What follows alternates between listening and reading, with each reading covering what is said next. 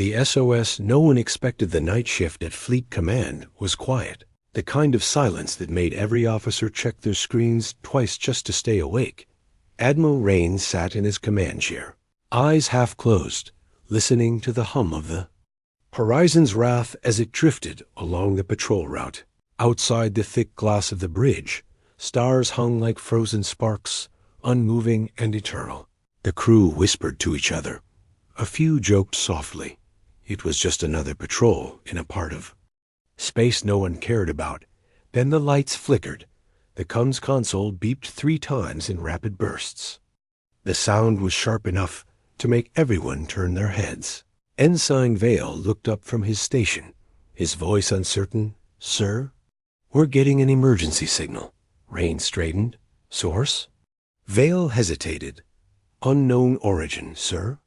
"But it's not human." The bridge fell into silence.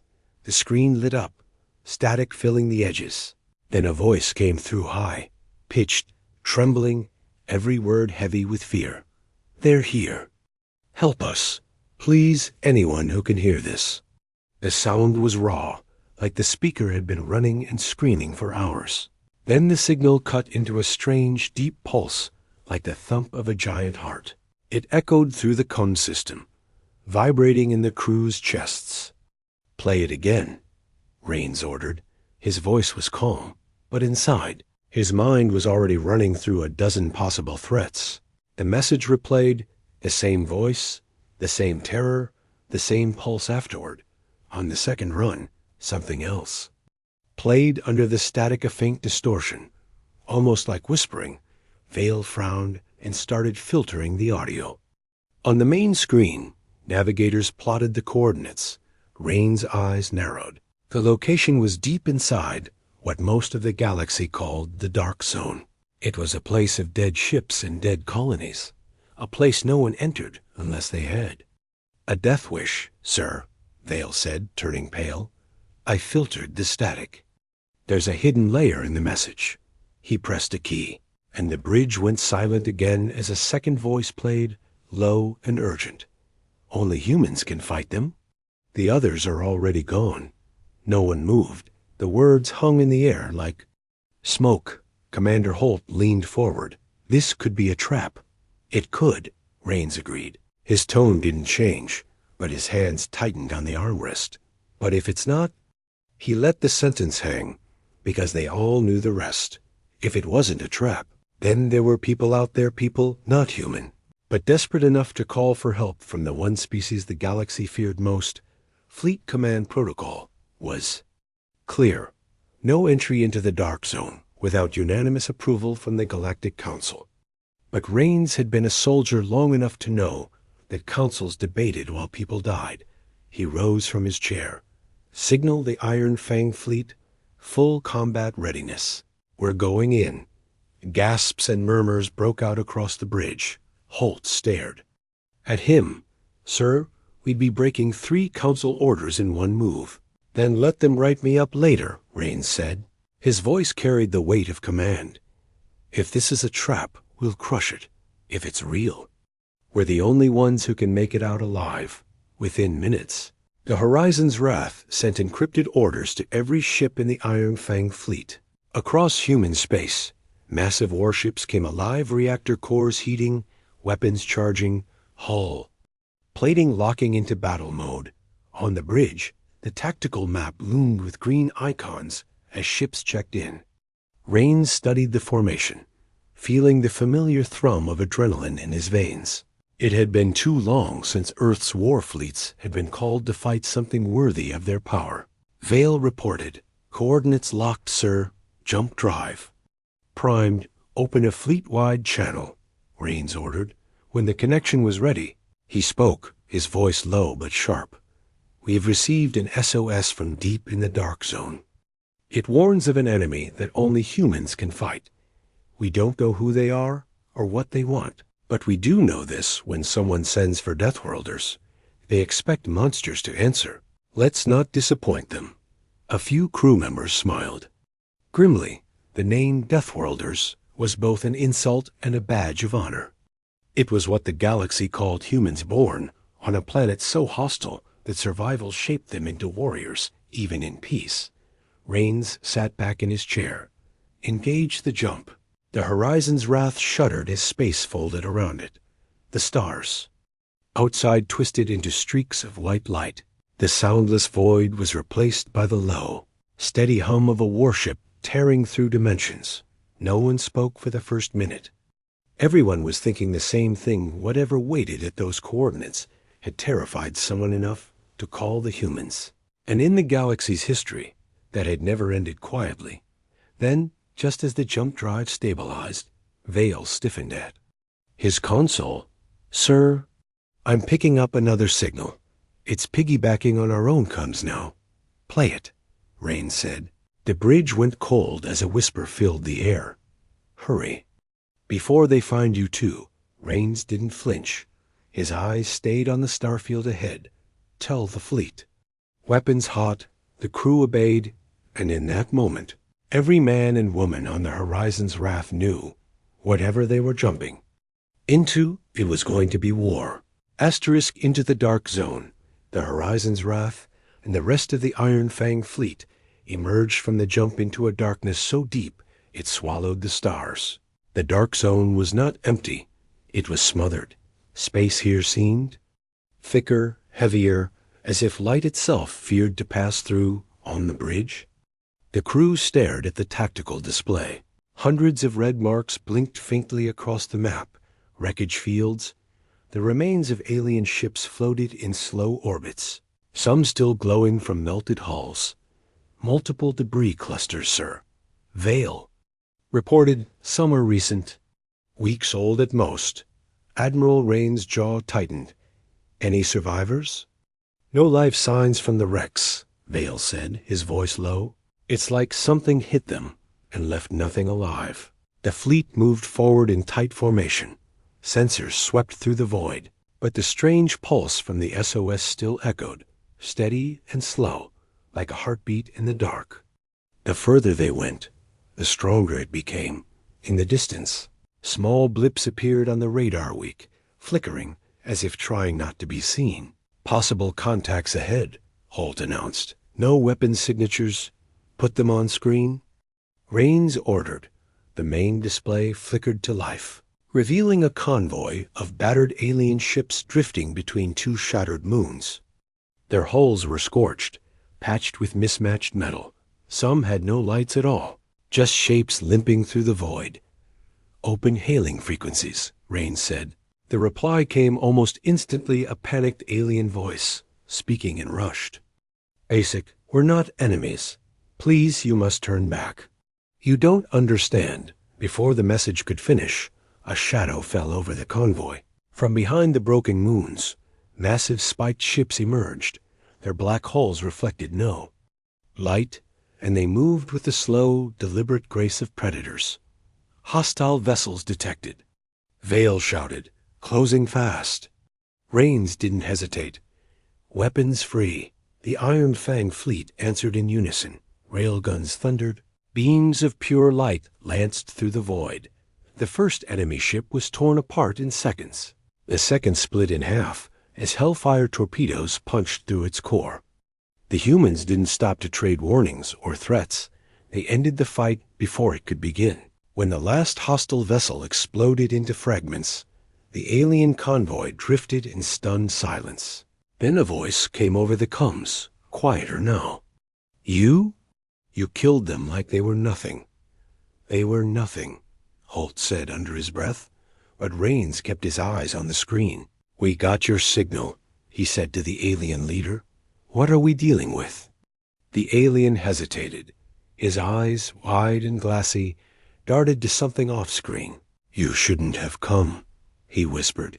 "It's too late." "They've already taken the planet." The bridge went still. Outside, the convoy began to turn. Slowly, their engines sparking faint blue. As if ready to flee, Rains leaned forward. "What planet?" The alien's voice cracked. "Orvash Prime." "Our home. It's not ours anymore." Rains didn't blink. "Then take us there." The alien leader looked away. His jaw trembled. "If we go back, you'll see why no one comes out alive." pulse signal thumped again, louder this time, so loud that some crew members swore they could feel it in their teeth. Rains didn't care. He turned to Holt. Signal the fleet escort formation. We're going in. The convoy ships fell into position, and together they began their slow approach toward the heart of the dark zone. The wreckage around them grew thicker, pieces of ships as large as cities drifting lifelessly, each one a silent grave. Vale's hands hovered over his console. Sir, I'm detecting something strange on the planet's surface. Define strange, Rain said. Vale swallowed. It's moving. The bridge fell silent again. The pulse from the SOS kept beating, stronger and stronger, as Orvash Prime came. Into view a world covered in scars, glowing faintly where its cities had once been, and beneath its crust. Something huge shifted, asterisk. The ruins of their world Orvash Prime filled the main view screen. Once it had been a green and silver jewel-lush forests, oceans like liquid crystal, and cities that shone even from orbit. Now it was a scarred, burning husk. The surface was pitted with craters.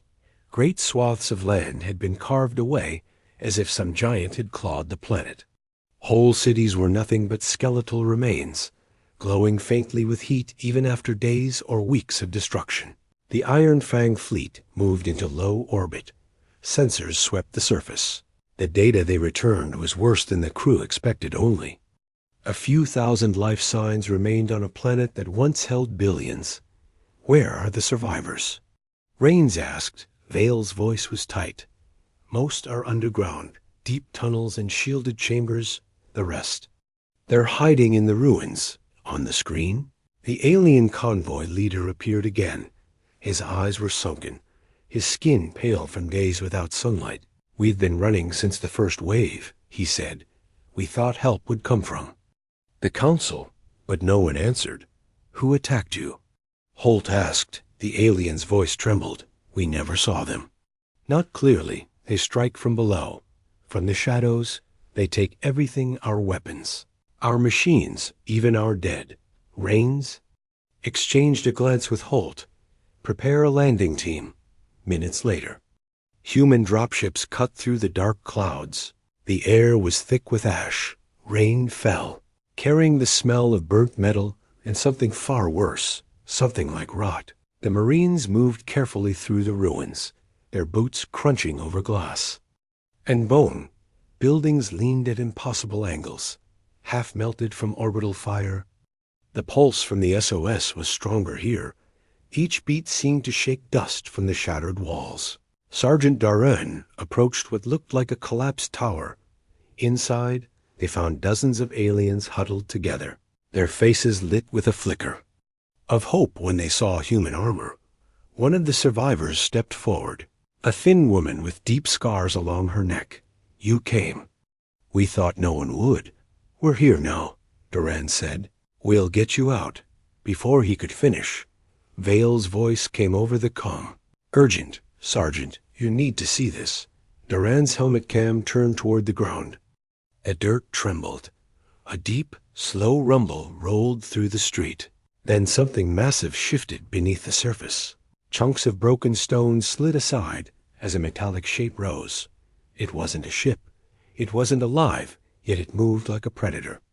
Plates of black armor flexed over its body, pulsing faintly with the same rhythm as the SOS. Rain's voice came through the comm, cold and steady. Get your team out now.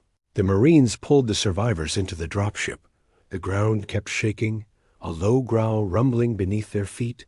In the distance, the ruins cracked open, and something vast slid back into the earth, vanishing as if it had only come to look. Back aboard the Horizon's Wrath, the alien leader stared at the feed in horror. That was one of them, he said, voice breaking. And you didn't even see its true size. Rains leaned forward, his eyes hard. Then it's time we found out exactly what we're dealing with. The pulse echoed again, louder, heavier, and for the first time, some of the human crew shifted uncomfortably. It didn't just sound like a heartbeat anymore. It sounded like a countdown. The enemy revealed the Horizon's Wrath stayed in low orbit, circling the ruins of Orvash Prime like a hawk. Below, Marines and drones searched for more survivors. Above, the fleet's long-range scanners kept sweeping for anything that moved. At first, the strange pulse from the SOS was steady, calm, almost hypnotic, but then, without warning, the beat grew faster, harder, shaking the hulls of every ship. In the fleet, Vale's eyes widened. "Sir? We're detecting massive seismic activity across the planet. Multiple epicenters, all moving." "How big?" Rains asked. Vale hesitated. "Sir, each one is larger than a city." The crew turned to the main screen as a live feed from a ground drone came through. The image showed a cracked plane far from the ruins. At first, it seemed empty. Then the earth split open like paper. A shape began to rise, taller than the tallest skyscraper. Its body was layered with plates of black and silver metal armor, fused from melted warships. Long limbs clawed at the ground, pulling the rest of it into the open. Its head was no head at all, but a mass of shifting plates that opened and closed like breathing lungs. "By the stars," Holt whispered. "That's not a ship." The alien convoy leader's voice came over the coms. Trembling, "That is a harrower," he said. "One of the ancient machines. We thought they were myths, until they came for us." The harrower moved with impossible speed for its size. Its legs sank deep into the soil, and each step sent shockwaves across the land. Then it stopped, turning its armor plate head toward the sky, as if it could feel the humans watching. Without warning, beams of searing light shot from hidden weapons along its back, striking the clouds and tearing the air apart. The Marines on the surface barely had time to scatter as molten rock exploded upward. Rain's voice cut through the comms. "All ships engage that target." The Iron Fang fleet roared to life. Sunlance cannons charged, Hellfire torpedoes armed, railguns locked in. The sky lit up as the first volley rained down. The harrower staggered under the assault, but did not fall. Instead, its plates shifted, absorbing part of the damage, then, like some deep instinct, turned and began moving back underground, slipping away before the humans could finish it. "It's testing us," Holt said grimly. "Seeing what we can do."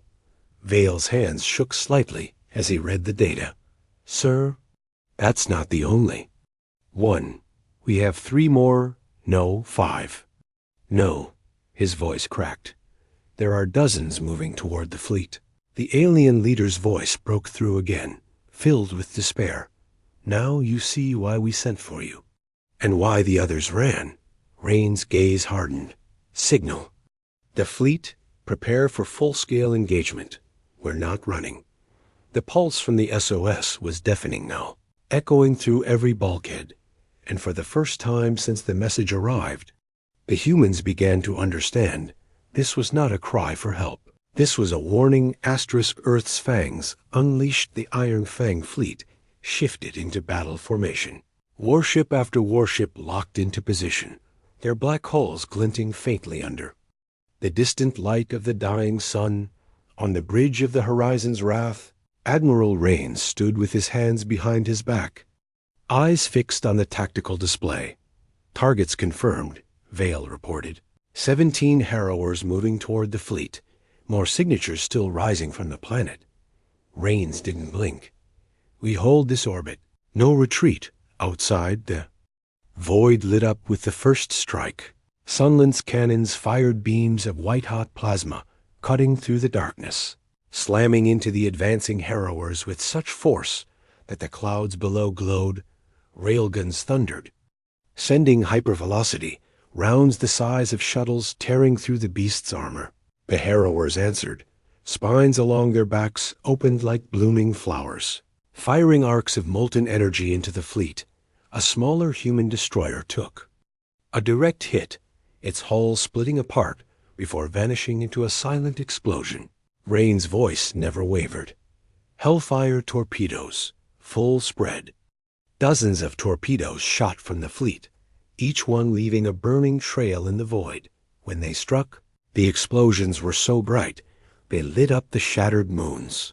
The shockwaves rolled across the planet's atmosphere, flattening what ruins were left. On the ground, Marines planted seismic charges along fault lines. They knew the harrowers didn't just walk above ground. They tunneled beneath. Their mission was simple: collapse every tunnel and trap the machines where the fleet could hit them. A massive harrower breached directly under a Marine position, its clawed limbs tearing through streets and foundations like paper. The Marines opened fire, their rifles barely scratching the armor. Overhead, a human gunship gov, unleashing a barrage of magnetized charges that clamped to the creature's plating and detonated in a chain of fire. The alien convoy leader watched from a safe zone on one of the fleet's carriers. His voice was a whisper. "I have never seen war like this." "This isn't war," Holt said, standing nearby, his eyes on the screens. "This is what happens when you wake a death world." The battle raged for hours. The humans moved like a single organism, warships covering ground troops, fighters swarming to draw fire, artillery ships hammering from high orbit. One by one, the harrowers fell, torn apart by the relentless assault. But then the ground began to split again, wider this time. From the deepest rift yet, something far larger than the rest began to rise. The scanners struggled to measure it. Its size dwarfed even the horizon's wrath. Vale's voice was tight. "Sir, it's heading straight for us." The bridge fell silent, except for the hum of the ship's weapons charging. Rain's expression didn't change. "Then let's show it why they should never have called us." The largest harrower roared if the sound it made could even be called a roar, and lunged upward toward the flagship, Asterisk. The battle for the sky. The largest harrower burst from the planet's surface like a living mountain. Its massive body glistened with fused armor plates, stolen from 100 dead ships, jagged edges catching the faint light. It moved with terrifying speed for something so huge, claws tearing chunks of rock and steel as it launched upward toward the horizon's wrath. Impact in 30 seconds. Vale shouted. The flagship's gunners opened fire. Railgun rounds slammed into the harrower's plating, sparks flaring against its armored hide. Sunless beams cut glowing lines across its body. But the machine didn't slow. With a soundless crash in the vacuum of space, the harrower slammed into the horizon's wrath. Its claws gripped the hull like anchors, metal screeching under the pressure. The entire ship shuddered as if caught in the grasp of a giant, structural stress climbing. Holt warned, "If it breaches the reactor section—" "It won't," Rain said. "All fighters swarm it now." Dozens of human fighters roared in from all directions, weaving between the harrower's thrashing limbs. Missile trails and plasma bursts lit the black sky. Some fighters targeted the joints in its limbs, others the glowing seams between its armor plates. Each hit blasted chunks of metal away, exposing flashes of writhing machinery beneath. On the ground, Marines saw the chaos above and pushed harder toward their objectives. Seismic charges detonated in a chain reaction, collapsing whole tunnel networks where smaller harrowers were hiding.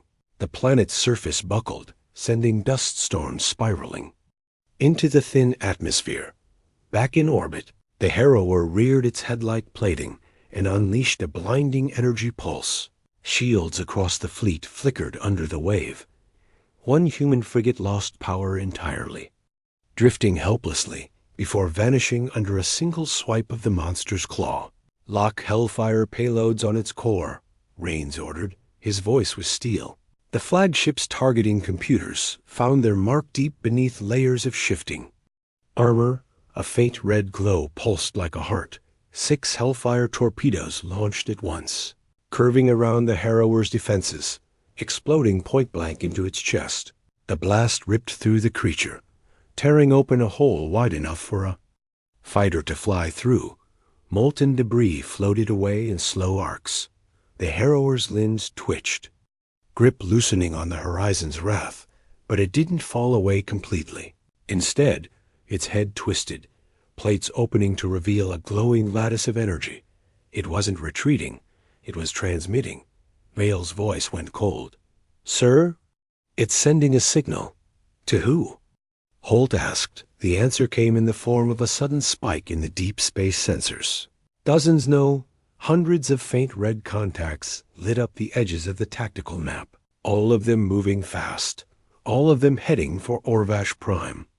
The Harrower's grip finally broke, its vast body drifting away into the void. But the damage was done. It had called for reinforcements. Asterisk, the message returned. The tactical display was a sea of red. Hundreds of new contacts streamed toward Orvash Prime, their movement perfectly aligned, like an army of shadows closing in. "They're answering its call," Vale said quietly, "and there's no way we can fight them all." Rains stood at the center of the bridge, his gaze locked on the planet below. The scars on Orvash Prime glowed faintly in the dark, its surface trembling from the battles already fought. The survivors hidden underground had no idea what was coming. The alien convoy leader appeared on the comms, his voice shaking. "You must leave us. If you stay, you'll die with us." Rains shook his head. "We're not leaving anyone behind." Holt's voice cut in, grim. "Sir, the swarm will be here in less than an hour, if they reach the planet. They won't stop, they'll spread." To every system within range, silence hung on the bridge for a long moment. Then Rains spoke, his voice heavy but unflinching. "We burned the planet." Gasps broke out among the crew. The alien leader's eyes widened in shock. "You would destroy our home?" Rains' voice was iron. "If we don't, there won't be any homes left, yours or ours." Within minutes, orders went out across the fleet. The final burn protocol, a tactic so rarely used that many thought it was only a rumor, warships shifted into a wide orbit, weapons charging to maximum, reactor cores pushed to the edge of meltdown to fuel the attack. On the surface, Marines began evacuating survivors into dropships. The air was filled with the roar of engines and the deep rumble of the planet's death beneath their feet. The survivors didn't speak. They only clung to each other, staring at the sky as if they could sense what was about to happen. The alien leader's voice came over the comms again, softer now. "If our world must die to save others, then let it be by the hands of those who fought for us." Rains gave the order. "All ships, fire." The void exploded with light. Beams from Sunland's cannons merged into rivers of white fire. Railguns pounded the crust until it cracked open. Like an eggshell, hellfire torpedoes rained down in a storm of burning trails. The surface of Orvash Prime became an ocean of molten rock, swallowing the harrowers that still roamed below. The swarm arriving from deep space slowed, their formations breaking as if the destruction of the planet had severed whatever signal drove them. One by one, the red contacts vanished from the tactical display. The fleet drifted in silence above the burning world. Watching it turn into a molten sphere, the survivors were carried aboard the carriers, each one looking back at the fire where their home had been. Weeks later, in the quiet of deep space, the Horizon's Wrath received an encrypted transmission. No source could be traced. The message was only 5 words: "Your turn. They're coming for you." The bridge was silent. The crew exchanged uneasy glances. Rains stood without moving, eyes fixed on the endless black ahead, somewhere out there. The next war had already begun, asterisk.